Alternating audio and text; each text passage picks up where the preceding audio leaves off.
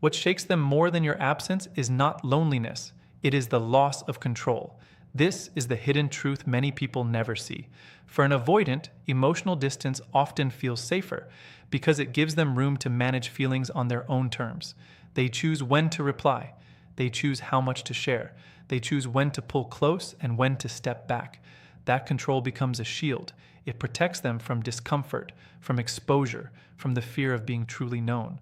But no contact changes the entire structure. Now they are no longer controlling the rhythm. Now they do not know what you feel. Now they cannot predict your next move. Now they cannot reach for reassurance whenever it suits them.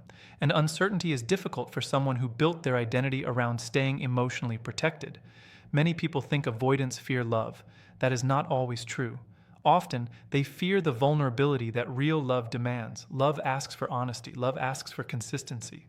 Love asks for emotional responsibility. Love asks someone to stand still long enough to be seen clearly. That can feel terrifying to a person trained to survive through detachment. So they learn another pattern. Keep people close enough to receive comfort, but far enough to avoid accountability. Accept care, but resist deeper intimacy. Enjoy connection, but escape whenever emotions become serious. This pattern can continue for years until silence interrupts it. When you stop chasing, stop explaining, stop proving, stop trying to rescue the connection, something powerful happens. The mirror appears. Without your constant effort, they meet themselves. There is no distraction from their habits. There is no easy validation arriving on demand. There is no person smoothing every rough moment. There is only space, and space reveals what noise was hiding. That is why some avoidants become strangely unsettled after no contact lasts longer than expected.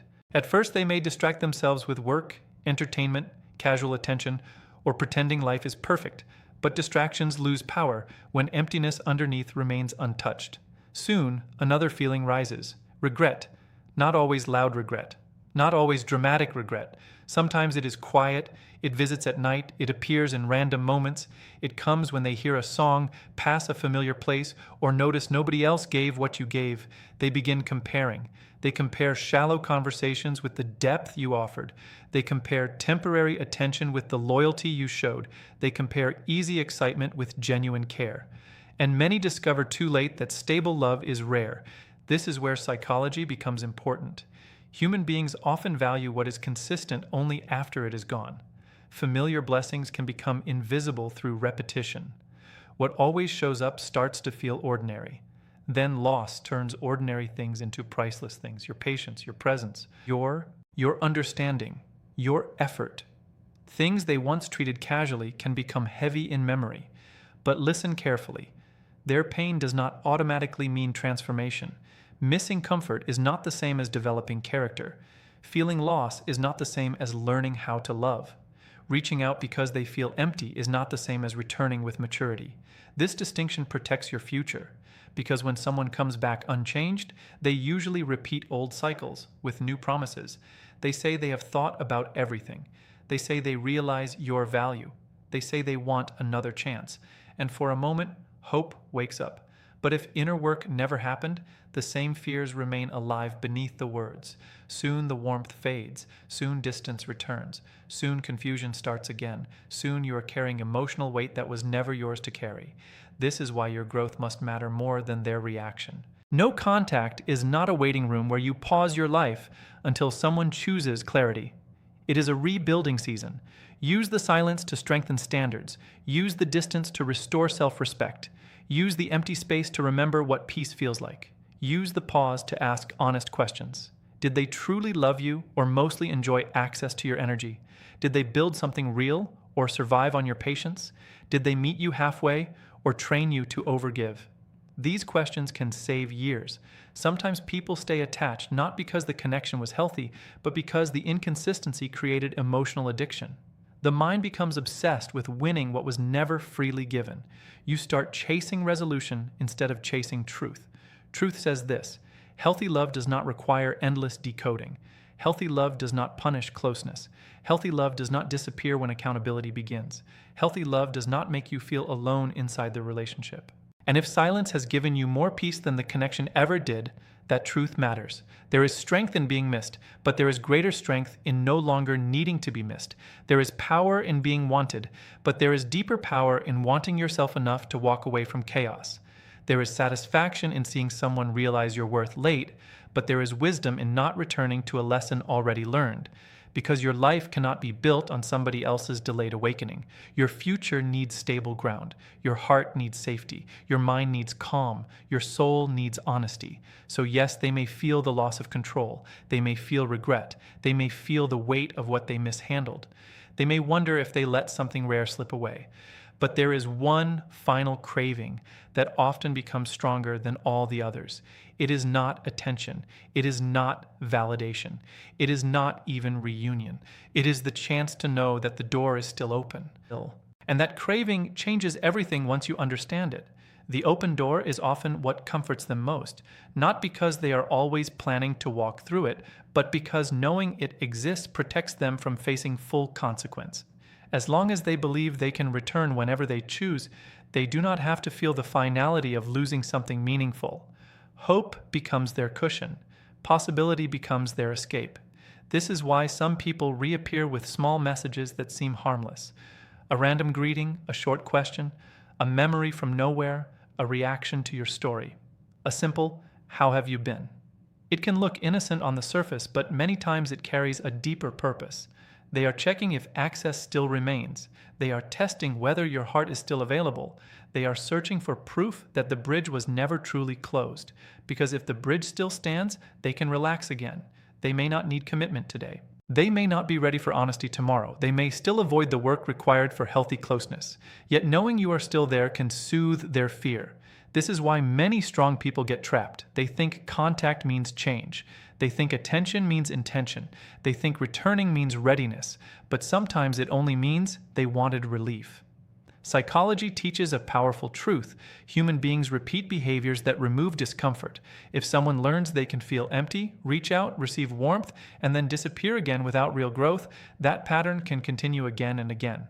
Not because you lacked value, because your kindness became a shortcut. Your loyalty became medicine for wounds they refused to heal properly. Your patience became shelter from lessons life was trying to teach. And when love becomes a hiding place for someone else's avoidance, both people suffer.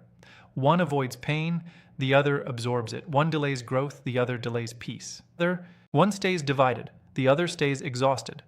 This is why boundaries are not cruelty. Boundaries are clarity. They teach people what access requires. They reveal who values connection enough to rise and who only wants convenience. Many people fear boundaries because they think limits push others away. But the truth is different. Limits remove those who only came for ease. What remains is what carries sincerity. If someone truly values you, boundaries do not scare them forever. They may struggle, they may need time, they may face discomfort, but eventually they rise to meet the standard. If someone only values what you provide without valuing you, boundaries feel like rejection because free access has ended. That difference can save your heart. You must understand this deeply. Your softness is precious, but without structure, it can be exploited. Your compassion is beautiful, but without wisdom, it can become self-betrayal. Your loyalty is rare, but without standards, it can be handed to people who never learned how to hold it. So when an avoidant reaches back during no contact, do not only ask, "Do they miss me?" Ask stronger questions. What have they changed? What truths can they now speak clearly? What responsibility are they willing to carry? What actions support their words? Can they stay present when feelings rise? Can they communicate without running? Can they build, not just return? These questions move you from emotion to discernment, because many people reconnect based on chemistry while ignoring character. They listen to longing and silence evidence. They remember beautiful moments and forget repeated wounds. They focus on potential, while reality keeps sending warnings. Do not let memory become more persuasive than truth. The version of them you hoped for may never have existed outside your imagination. Sometimes people fall in love with possibilities more than patterns. They hold on to who someone could be while suffering who they consistently are. Growth begins when you honor patterns over promises. If someone vanishes whenever closeness deepens, believe the pattern. If someone offers words without stability, believe the pattern. If someone returns only when they feel your absence, believe the pattern. Patterns speak with a voice that excuses cannot silence. And yet this message is not about bitterness. It is about power. You do not need anger to leave cycles behind. You do not need revenge to move forward. You do not need them to confess everything before you heal. You only need truth and courage. Truth shows you what is. Courage helps you act on what you see. There is a different life waiting when you stop being emotionally available to confusion. A calmer life, a cleaner life, a stronger life. You wake up without wondering where you stand. You breathe without carrying mixed signals. You give energy to goals, purpose, health, and people who know how to meet you fully. That life begins the moment you stop measuring your worth by who returns. You are not valuable because someone misses you. You are not important because someone reaches back. You are not special because someone cannot replace you. You were valuable before they noticed. You were important before they understood. You were rare before they lost access. Never forget that. So yes, the open door often becomes what they crave most. The belief that they can come back whenever loneliness speaks. The belief that your care waits untouched. The belief that nothing truly closes. But when the door finally closes with peace instead of anger, another truth appears. The person who changes most during no contact is often not them. It is you. And once that transformation begins, everything in your life starts to shift. Everything begins to shift when your focus returns to you. For a long time, many people live with their attention pointed outward. They study another person's moods. They watch every delay. They analyze every message. They replay conversations. They search for hidden meaning in small actions. Their energy becomes trapped in someone else's behavior. This drains the spirit slowly. The mind was built to create, grow, and move forward. But when it is used only to chase answers from emotionally distant people, it becomes tired. Confidence weakens, joy fades, self-trust becomes quiet. Life starts revolving around uncertainty. Then no contact creates something rare, space, and space can become the birthplace of a new identity. At first, silence feels uncomfortable because there is no drama to react to, no new sign to decode, no sudden message to excite the nervous system, no emotional storm to survive. It can feel empty because chaos had become familiar, but peace often feels strange before it feels powerful. Give it time. Soon your thoughts become clearer. You start noticing how much tension you carried daily. You realize how often your mood depended on another person's inconsistency. You see how much energy was spent trying to earn what should have been given freely. Awareness is the first stage of freedom. Once you see the pattern, you stop worshiping it. You stop calling struggle love. You stop calling anxiety passion. You stop calling confusion chemistry. You stop calling breadcrumbs effort. And this changes the standard you accept forever. Many people believe heartbreak only destroys, but heartbreak can also educate. It can teach you where you abandoned yourself. It can show where loneliness made you tolerate less than you deserved. It can reveal wounds that made unavailable people feel familiar. Pain, when faced honestly, becomes wisdom. You begin asking deeper questions. Why was I drawn to someone who gave little stability? Why did I ignore signs that kept repeating? Why did I feel responsible for fixing what I did not break? Why did I keep proving myself to someone who stayed uncertain? These questions are not for shame. They are for healing.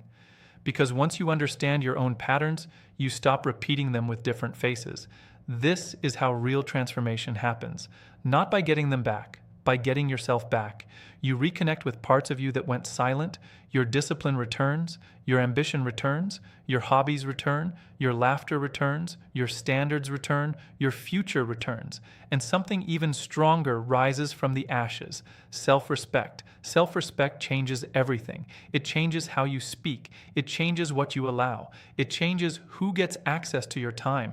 It changes how quickly you walk away from dishonesty. It changes how you recover after disappointment. A person with self-respect may still feel sadness, but they no longer betray themselves to avoid it. That is power. When self-respect grows, you stop chasing people who need to be convinced. You stop auditioning for love. You stop shrinking to keep others comfortable. You stop begging for consistency from those committed to disorder. You become selective, and selective people protect peace. This does not mean becoming cold. It means becoming wise. You can still care deeply. You can still love fully. You can still be kind. But now your heart has gates, not open fields. Now access is earned through actions, not words. Now presence matters more than promises. That maturity attracts a different kind of life. You start noticing emotionally available people. You start valuing calm instead of intensity. You start appreciating honesty instead of mystery. You start choosing reciprocity instead of one-sided effort. You start building with those who know how to stay. This is the hidden gift of no contact. It is not only distance from another person, it is distance from the version of you that accepted less. And once you evolve, old dynamics lose their power. Someone who once confused you may return and feel ordinary. Someone who once controlled your emotions may no longer move you. Someone who once seemed impossible to forget may become a chapter, not a destiny. That happens when you grow beyond the level where they held influence. Never underestimate what happens when a person heals. Their taste changes, their standards rise, their tolerance for games disappears, their need for external validation fades, their future becomes larger than their past. This is why silence can become sacred. It gives you room to hear your own voice again. It gives you time to remember what matters. It gives you distance to see clearly. It gives you strength to rebuild what disappointment tried to break. And one day, you notice something beautiful. You are no longer waiting, no longer checking, no longer hoping for random messages, no longer asking why they did what they did, no longer needing closure from someone unable to give it. You have become your own closure. That is a level many never reach. Because true closure is not always a final conversation. Sometimes it is the moment your heart no longer seeks answers from the place that wounded it. Sometimes it is choosing peace over curiosity. Sometimes it is accepting that not everyone who enters your life is meant to stay. Sometimes it is blessing the lesson and continuing the journey. So if an avoidant secretly craves something during no contact, let them face that truth in their own time. Your assignment is different. Your assignment is growth. Your assignment is healing. Your assignment is becoming so grounded that love must meet you properly or miss you completely. And when you live from that level, you stop fearing who walks away, because you know the right people know how to remain.